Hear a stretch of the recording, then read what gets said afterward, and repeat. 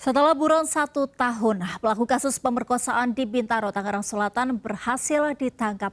Lokasi dan identitas pelaku berhasil dilacak polisi usai pelaku meneror korban melalui pesan media sosial. Pelaku pun terancam dijerat pasal berlapis, pemerkosaan, dan pelanggaran ITE.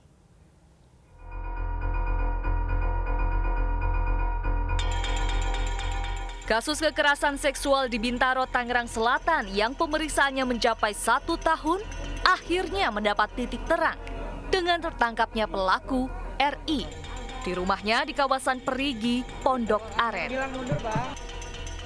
Kasus pemerkosaan ini jadi perbincangan publik setelah korban AF berbagi cerita di media sosial.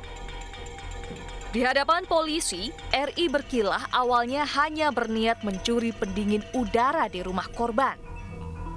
Namun saat melihat korban tengah tidur di kamar, pelaku pun nekat memerkosanya. Seolah tak cukup traumatis bagi AF menjadi korban kejahatan seksual, pelaku juga meneror AF dengan berbagai pesan termasuk ancaman pembunuhan yang dikirimnya melalui media sosial beberapa waktu lalu. Pelaku menganggap teror semacam ini hanya keisengan semata.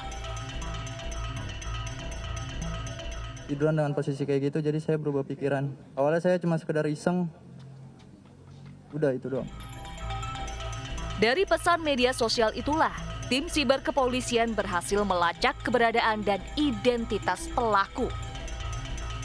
Kini, pelaku terancam pasal berlapis. Pasal 285, subsidiar pasal 365. Ya, ancaman hukuman memang di atas 10 tahun dan juga sangat memungkinkan apabila kita terapkan pasal yang ada di Undang-Undang ITE karena ada ancaman yang dia lakukan melalui media sosial. Pemerkosaan ini terjadi pada Agustus 2019. Kejadian bermula saat korban tengah tidur sendirian. Kemudian secara sekilas melihat ada seseorang yang keluar dari kamarnya. Korban terkejut. Ternyata ada seorang pria tak dikenal ada di dalam rumahnya. Merasa terpergok, pelaku pun langsung memukul kepala korban dengan benda keras. Hingga korban tak sadarkan diri, kemudian pelaku memerkosanya. Selain itu, pelaku juga membawa kabur ponsel korban.